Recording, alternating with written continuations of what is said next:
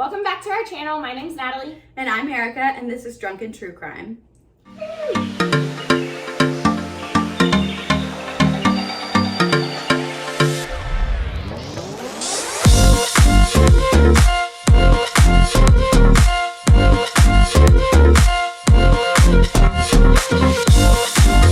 Again, welcome back to our channel. I hope you liked my Britney Spears dance moves. Yes, they were pretty great. Again, if you're new here, welcome, or welcome to the shit show. We're happy you're here. If you're a returning viewer, thanks again for coming and watching us. So again, though, if you're new here, we want to just give you a little rundown about what this channel is about. So we are going to talk about true crime. Obviously, it's in the title. Yeah. So if you didn't realize that yet, okay. Well, we're doing great. It's not a makeup tutorial, guys. Yeah. So we're going to talk about true crime. The second one is that each time we're going to have a different cocktail. So we'll be drinking throughout as we're talking. And this week we've got Moscow Mules. So cheers. We will put the recipe down in the description box. Again, most of ours are going to be pretty simple. So yeah, not complicated over here. We don't have that time. Yeah. So we'll be drinking throughout, and that goes into our next one. We're going to be our true selves, and that means we're going to be, if you see us laughing or dancing or anything of that nature, it's not that we're being insensitive to the victims or the case or making light of it. It's just that's who we are, and we're just two friends talking about true crime, and most of the time we're making fun of ourselves. So yeah, we're not making fun of the victims in any way. No. We sometimes just have to make light of the situation because it is some heavy topics. But most of it is just me fucking up and her laughing at it. Very, very true. No, it goes both ways. But yeah, so again, it's not us making light of the situation. It's just we feel like these cases should be talked about, and that's the only way that we can bring them to light. And then the fourth one is, again, we're going to be ourselves, and that means we're going to cuss a lot. So if any of those things deter you or turn you off, probably won't like it here, and that's okay. Okay, last disclaimer here, folks. The information provided by us in this video is for educational purposes. All information in this video is provided in good faith. The views expressed are our own personal opinions, and the details we provide are all alleged, and individuals are innocent until proven guilty in the court of law. Okay, so this week we're going to talk about the Zahra Baker case. And so you've not heard about this one, right? No. Okay, so this actually... I know nothing about this case. Okay, well, good. So not a lot of people have heard about this, which surprised me, and I think there does need to be more attention brought to this case because it is very gruesome and it does involve a child. And what is it with you and children, covering children cases? Oh, yeah. Wow. It's weird. So this is Zahra Claire Baker, and she was born on November 16th of 1999 to Emily Dietrich and Adam Baker in Wagga Wagga, Australia. And if I'm I really hope you're saying that right. I was just going to say, if I'm pronouncing that wrong, I apologize. Geography. The trolls will let us know. It's fine. That's okay. Yeah, actually, they'll let me know if I'm pronouncing it wrong. Geography, not my thing. So they're from Australia. So Zahra's life was not easy from the get-go.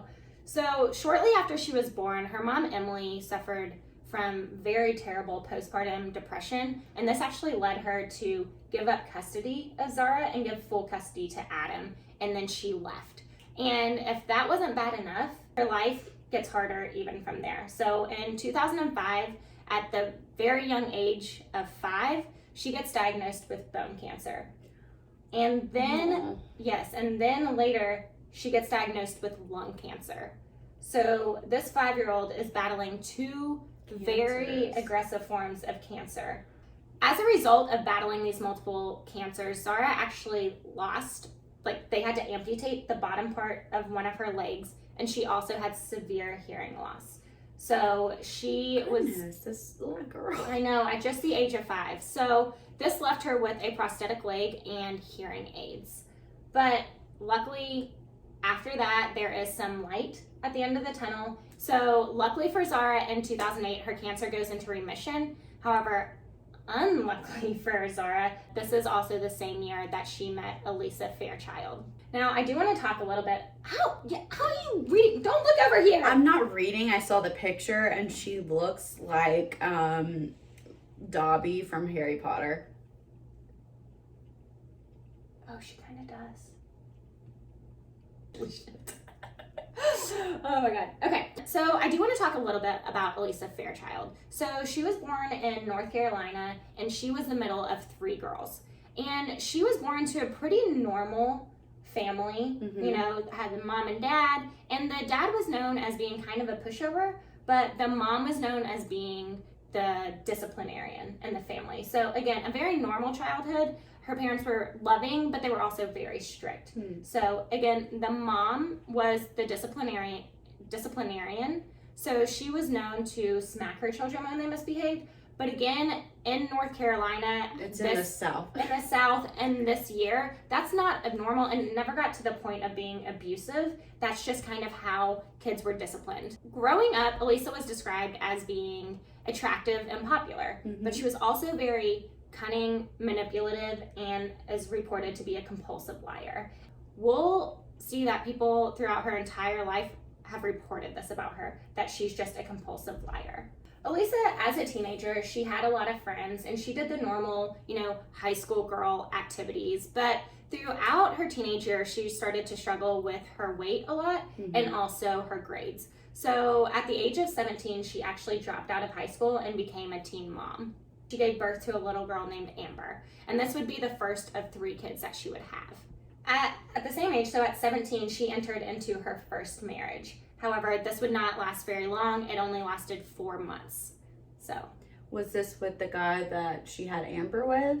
I believe so, but that wasn't very clear. About a year later, after her divorce, she meets a new guy who would eventually become her future husband. So they start dating for a little bit, and she ends up pregnant, which leads them to get married. And so then she has her son named Douglas. And then just a year later, she has her second daughter named Brittany. So this is a total of 3 children. Kids. So this marriage, it was rocky and just not really great from the start. So unfortunately, this also ended in divorce. I don't know how they lasted so long with her, but teach their own. After the divorce, she maintained custody over Amber and Brittany, so her 2 daughters, but Douglas remained with her ex-husband, so his father. So she had custody of the 2 daughters, and the son went and lived with her ex-husband and his father. Elisa's adulthood is just riddled with broken marriages, like one after the other. And Is she like a Black Widow? yes, no. What she does is, so like her manipulation and this like cunningness is, she would go after these men, and a lot of times they were disabled men, so very vulnerable men, and she would almost sink her claws into them, allegedly, and sink her claws into them, get them to marry her, and then like take complete advantage of them. So stealing from them, taking their money, abusing a lot of them. Yeah. And so just this, her entire adulthood is just this over and over again. The story always seems to be the same here, is that when she meets the guy, or when the guy meets her, it's always, she's so awesome and happy and loving, and we're so happy together. I met the love of my life. And then they get married, and there's she like flips the switch. Exactly, flips the switch, and she becomes, you know, mean and calculating and cunning and angry all the time and abusive. And so not only was she abusing the men, she's also abusing her daughters. Right. So there are many reports through multiple people throughout her life, including the majority of her husbands, who said that she treated her 2 daughters like absolute crap the entire time, abusing them and just being completely, just so mean to them. These horrible patterns that Elisa kept doing over and over again, they weren't seen by many, because she had a very, how do I like a tight inner circle. No, so she was very good about, when she abandoned a relationship, she would completely abandon it and flee. Okay. I use the word abandon very purposely here, because bitch wouldn't even divorce her husbands before she fled and moved on to her next husband, or victim, if you will, in my opinion. So during a 3-year stretch, she was married to 3 different men at the same time. That sounds exhausting. Right? And then And it's not necessarily that she led like 3 different lives. It's that she just never divorced her last husband before she moved and fled and moved on to the next one. Would she do it in different cities? So, like, she's off the grid almost where they couldn't really find her? Yeah, so that's what, yes. So she flees and leaves, like, no evidence of where she's going. Okay, and so that's a lot easier than staying in North Carolina then. Yeah. So in 7 years, she had 42 different addresses. Like, Holy bitch fuck. knew how to fucking flee. So fast forward a few years, and Elisa is on her 6th marriage. So let me say that again for the people in the back. Elisa is on her 6th marriage. What does she think? She's Jackie O? Exhausting. Exhausting. Exhausting. Can barely handle 1, let alone 6. Elisa was on her 6th marriage when she discovered the wonderful creation that we call the internet now. And so her... As one does. Yeah, as one does. So her 6th husband, named Aaron, he said that she would spend countless hours on her computer, in front of the computer, just like browsing the internet. And he didn't know exactly what she did, but just the fact that she would stay there for hours and hours on end. This is where Elisa would find her next husband, or victim, if you will. Yeah, victim is more of the reasoning behind that. In my opinion. Across the world, a man named Adam Baker, Zahra's dad, was looking for a way to escape from his stressful life and just the heartache of watching his child battle with cancer. Right. And so this is obviously, cannot imagine, extremely stressful. And so he was just looking for some little bit of an outlet to let off some steam during this extremely, extremely hard time. Because again, he was doing this as a single dad. And although he did live with his mother and she helped out, his mother was older. And so this was obviously very stressful time for him. He found himself on this website called Instant Messaging Virtual Universe, or IMVU. And so this is a website where you create your own avatar and you almost go into a virtual universe where you can be whoever you want to be, right? And again, this is where a place where he could just disconnect from his current life. What? This reminds me of The Office when Dwight went on the Well, avatar. It's the exact same life.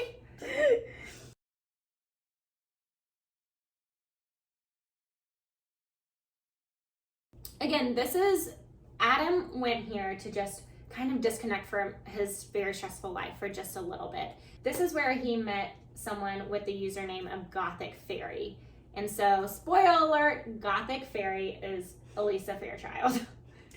Could come up with a better name, girl. So after Adam and Elisa had been talking through this IMVU site for a while, they decided it was time to meet.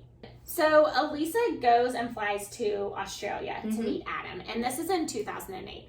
And she actually stays there, and she ends up living with Adam and Zahra and Adam's mom, because that's where Adam and Zahra are living. And that's aggressive. Yes. And then in July of 2008, the couple actually decides to get married, to everyone's surprise and dismay.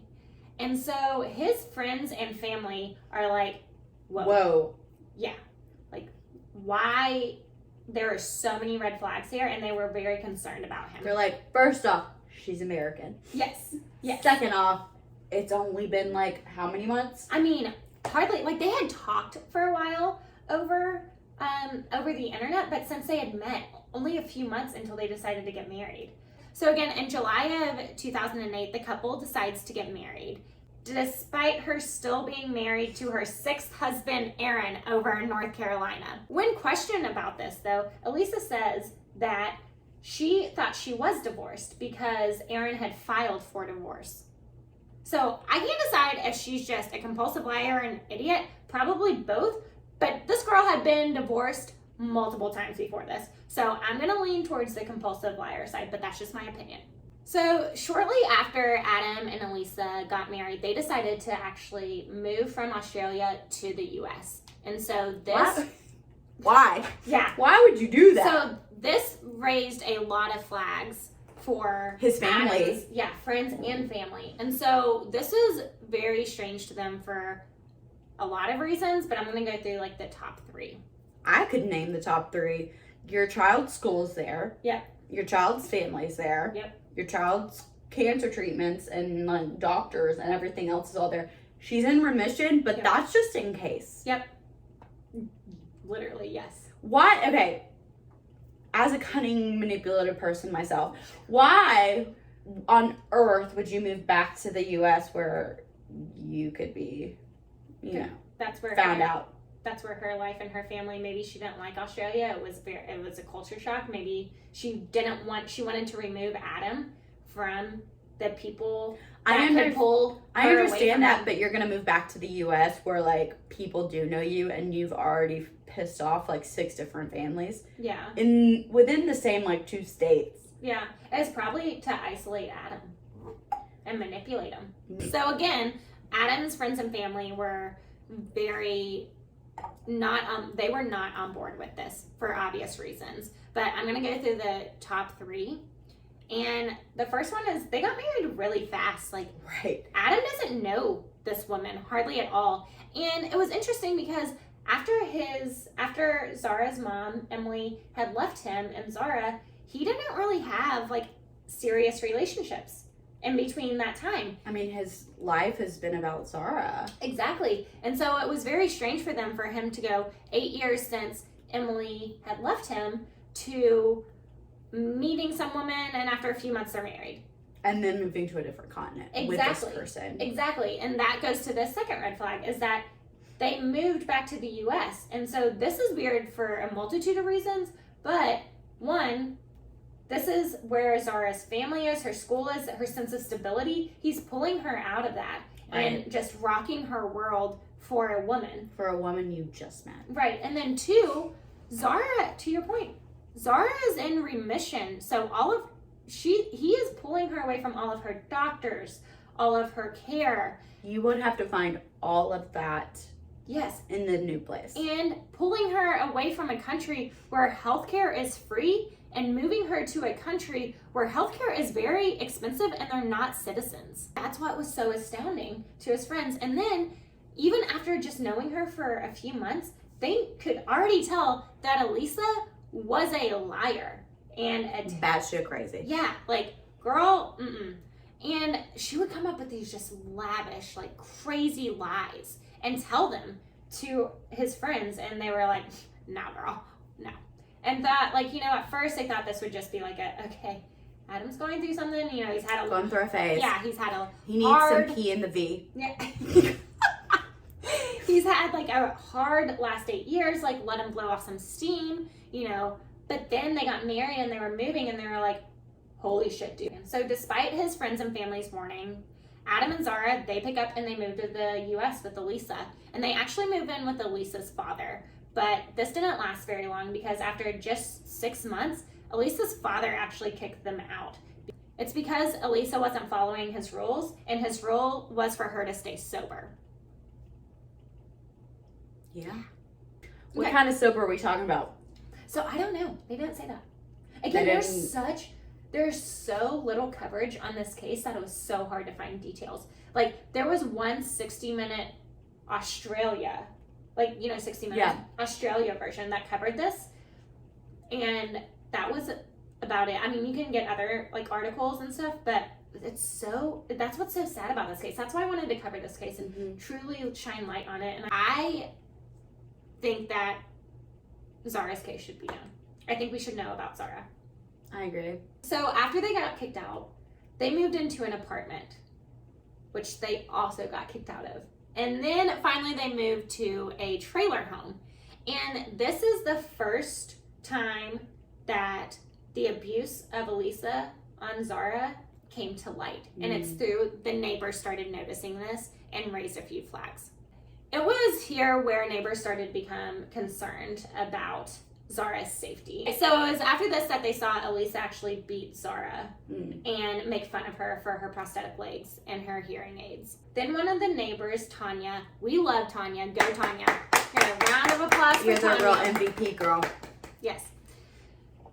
She actually ended up calling the police and reporting the abuse. Real MVP. We love you, Tanya. Not only did she call the police and report the abuse, she said she was very scared for Zahra's safety. And then she even took it a step further and she called Zahra's school. So again, this woman, like, heaven Went sent. above and beyond. Yes. Again. Good job, girl. Be a Tanya. Be a Tanya. When Tanya called the school and voiced her concerns about Zahra's safety, they said that they agreed and they also had concerns of their own. And then after that, Zahra had come to school with a black eye.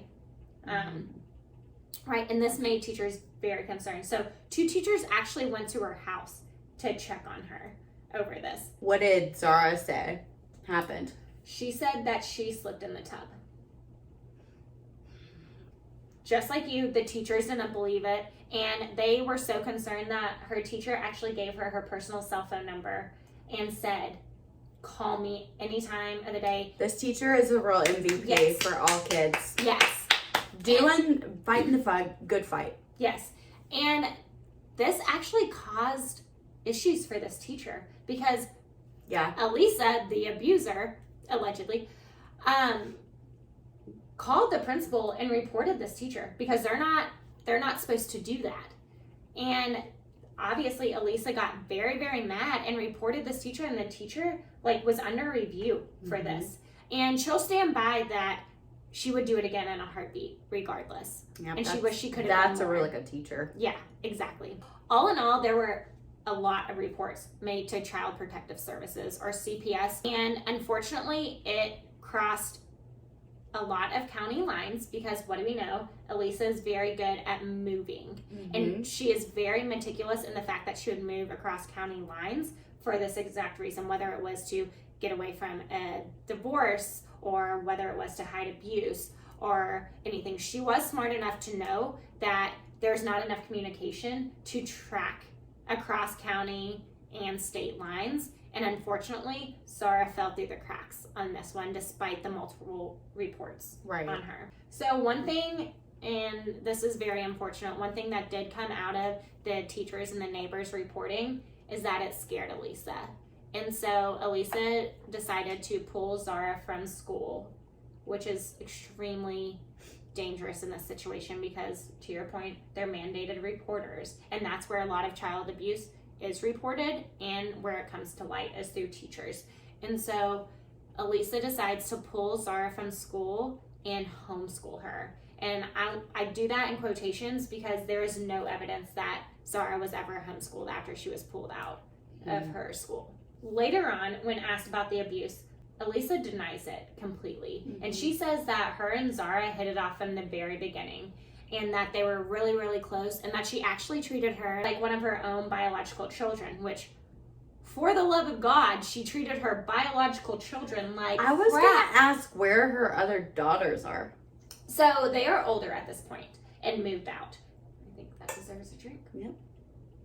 Fast forward to October 9th of 2008, and it's 5:20 in the morning when dispatchers receive a call from Elisa saying that there's a fire at their house. When firefighters respond and put out the fire, they discovered the Baker's 1996 Chevy Tahoe with its door open, reeking of gasoline, and a ransom note on the windshield that was actually addressed to Adam's boss. And the ransom note said, "We took your daughter. We want $1 million or else we will take your son too." So the police act on this really quickly. They immediately go over to Adam's boss's house for a welfare check. Yeah, for a welfare check. And they go over to the house and everything is fine. So their entire family is safe at their home. So the police kind of chalk this up to a prank. Right. You know, something that maybe the local teenagers did, or just they didn't really think much of it at this point, which you can't really blame them for that. However, at 2 p.m. that exact same day, Adam calls the police again and he reports his daughter missing. Okay. Yeah. And so the police spring into action. They bring in the FBI right away. So they're doing their due diligence, and in both calls, they spring to action right away. So kudos to these cops. But it doesn't take very long to figure out the lies and the manipulation and uncover the secrets of this family. Later that same day that they reported the fire, that they reported Zahra missing, Elisa's arrested. Now, I want to make it very clear that she was not arrested in relation to Zahra's disappearance. She was arrested for writing bad checks and failure to return loan property. Now I want to unpack the brilliance of this police department. So they arrest Elisa on these charges. Is that to throw her off, though? So it was to have her in custody so they could start questioning her about these other things. Exactly. That's Yes. what I meant. Oh, yeah. Yes, exactly. So it gives them more time to investigate Zahra's disappearance without Elisa fleeing, because we all know that She's a fleer. she is great at fleeing. And the police knew this too. And so they wanted to make sure that that didn't happen. And then it gives them leverage to get Elisa to talk about Zahra, because at this point, I truly believe that they thought that Elisa was responsible. After Elisa is arrested, Adam makes a very shocking confession, and that's that he hasn't seen Zahra since October 6th. And remember, they reported her missing on October 9th. However, Elisa said that she saw Zahra in her bed at 2:30 a.m. on October 9th, the day that they reported her missing. Obviously, we have two very different stories here. So the dad is claiming that he saw Zahra on October 6th. Right. Lisa's claiming she saw her October 9th going into October 10th. No, so on the morning of October 9th. So On the 2:30 a.m. October 9th. Okay. When she went to check on her. Okay. So police, again, spring into action from the very beginning. They start investigating this case. They put out an Amber Alert. They go door to door. They start talking to neighbors. They even bring in cadaver dogs. And they search the house. And so these dogs actually hit on a spot in the Baker's house and in the Baker's car. The car that they had reported Was on the fire. fire Okay. that morning. This evidence, along with testimonials from the neighbors, really threw up red flags for the police officers. So then later in October, the police actually cancel the Amber Alert, and they state publicly that they're going to view this as a homicide moving forward. This announcement from the police came after they discovered that Elisa had written the ransom note that was addressed to Adam's boss. Which made no sense anyways. Exactly. And after the police discovered that no one had seen Zahra for half a month. So no one else besides her parents had seen her in quite a long time. Rightfully so, the public and the police start to really be suspicious of the Bakers and really look at them. And this is when Elisa starts to get really nervous. They feel the public and the police officers really honing in on her. Right. And as they should. Exactly. This is when she decides to take a plea deal. She made a deal with the state, which stated that if the state only charged her with second-degree murder with a maximum sentence of 18 years, she would tell them what happened to Zahra and where the body was. The fact that we can do this in our country is ridiculous. Yep. So they made the deal. She freaking murdered a child. So Elisa says that she didn't murder Zahra. She says that Zahra actually died from complications of her cancer, and that when Elisa had gone out that morning or gone out that day to go to the bank or the grocery store, it varies on which reports you hear, but go out to run errands. When she came back from running her errands, she found Zahra unresponsive laying in her bed. Elisa states that she pulled Zahra off of the bed and starts giving her CPR, and she said that she gave Zahra CPR for 30 minutes until she realized that she was gone. Now, mind you, nowhere during this 30 minutes did Elisa call 911 Right. or do anything. Call Adam. That's what she does first after 30 minutes of trying CPR, according to Elisa. She calls Adam instead of calling the police. What? No, bitch. Yeah. When questioned about this, Elisa says, or when questioned about why she didn't call the police, Elisa says that she was scared. Like, bitch, what were you scared of if you didn't do anything? Right. Like, no, I don't like this woman. Yeah, I mean, I don't either. But you do hear a lot of people that, like, when they're unresponsive, you get, like, kind of scared to call 911. What people are you hanging out with? I don't know. Again, though, she doesn't call 911 because she was scared, but she does call Adam. And she states that she calls Adam, he comes home from work, and he says, we need to dismember the body and hide it. And according to her, she says that he dismembered her and made her help dispose of the body against her will. Like, bullshit. I'm calling bullshit. That escalated real quickly. Yeah. For a man, dismember his daughter. There's quite a few holes in the story, but I'm going to talk about the top 2 ones. The first one is that Zahra's cancer was in remission. Right. And so there is no evidence, no doctor's reports, nothing saying that she was at risk for this to happen. Exactly. Or she would have like health problems that this would happen. Which, I mean, it's possible. Yeah. I don't think that happened though, girl. And then the second thing is that Adam's cell phone records actually show that he is at work during the time that Elisa says that Zahra died, and during the time that she says that Adam dismembered the body and called her? No, dismembered the body and disposed of it. So, yeah, so during this time, Adam's cell phone records show that he is at work, so he's nowhere near the site where Zahra was and dismembered. Yeah, Zahra was dismembered and disposed of. But guess whose was? Elisa's. So 25 days after Zahra was reported missing, Elisa led police to where her body parts were disposed of. Now, police weren't able to find all of the body parts or all of the bones, making it very difficult for medical examiners to get at the cause of death. But they did have hits from the inside of the house and the truck. Yeah, so the cadaver dogs had hit on the fact. And which again, means she like transported. Right, which Elisa never says she didn't, because she says that Zahra died of natural causes, and then Adam made her dismember the body and dispose of him. Exactly. No bitch. Bullshit. So because it was so hard for the medical examiner to determine cause of death because he didn't have all the bones, they determined her cause of death as undetermined homicidal violence. So then on September 15th of 2011, Elisa pled guilty to second-degree murder and a few other felonies and was sentenced to 14 to 18 years. So remember, she has struck a plea deal with the prosecution saying that if she led police to where Zahra's body was and told them what happened, 18. Yeah, that she would get the maximum of 18 and be charged with second-degree murder. So, rightfully so, this really enrages the community around her. She gets 14 to 18. Yeah, she gets sentenced to, 14 to 18 years, which is nothing. And then in the U.S. criminal system with good people behavior, that smoke marijuana get that.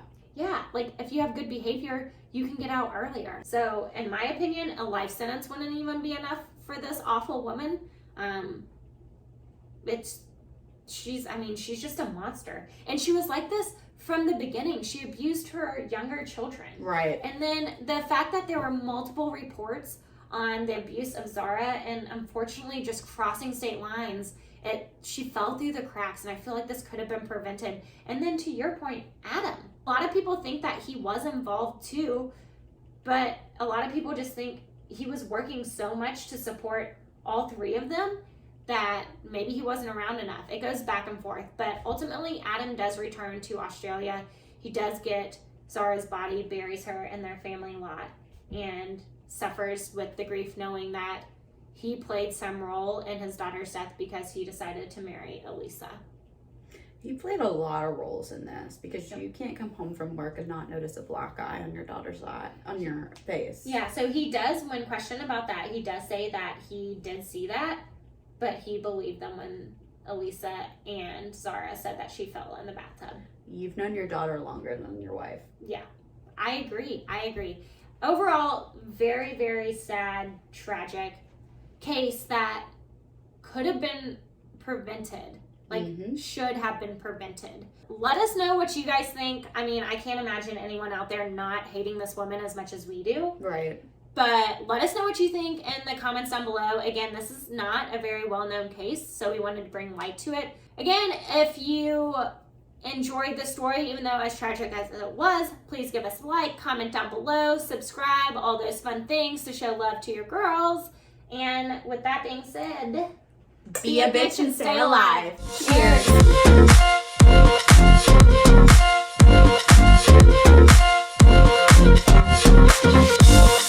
Through the sprinklers, it's 98 degrees.